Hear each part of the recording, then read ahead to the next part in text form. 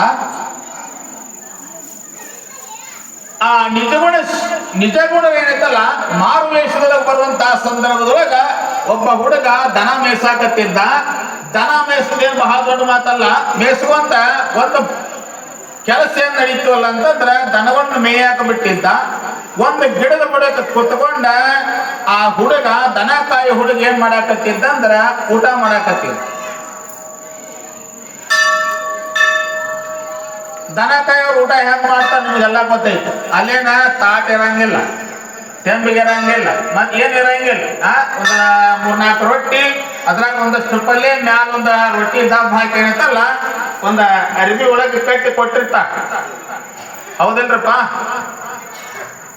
ಹಂಗ ಊಟ ಮಾಡ್ತಾರಿಲ್ಲ? ನಾನು ಮಾಡಿದ್ದೆ ಹೇಳಕತ್ತಿದ್ದೆ.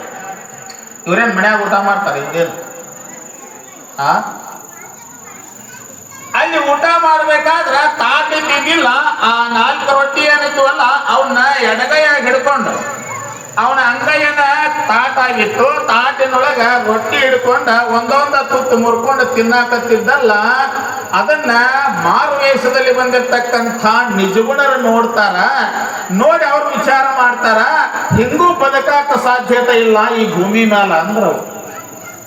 ಯಾಕಂದ್ರ ಆತ ಮಹಾರಾಜ, ಆತನಿಗೆ ಬಂಗಾರ ತಟ್ಟಿ ಒಳಗೆ ಊಟ ಮಾಡ್ತಿದ್ದ, ಬಂಗಾರ ಲೋಟದೊಳಗೆ ನೀರು ಕುಡಿತಿದ್ದ, ಕುತನಿ ಗಾದಿ ಮೇಲೆ ಮಲ್ಕೋತಿದ್ದ. ಅವನ ಮಲ್ಕೊಂಡ್ರೆ ಹೇಳ್ತಲ್ಲ, ಅವನಿಗೆ ಗಾಳಿ ಬೀಸವ್ರು ಯಾರು? ಕೈಕಾಲು ಒತ್ತವ್ರು ಯಾರು? ನಿಮಗೆ ಯಾರ ಕೈಕಾಲು ಒತ್ತ? ನೀವೆಲ್ಲ ಕೈಕಾಲು ಒತ್ತ ಮಂದಿ ಅಲ್ಲ, ಕುದಿಕೆ ಒತ್ತು ಕುತ್ತಿಗೆ ಒತ್ತ ಮಂದಿ ನೀವೆಲ್ಲ.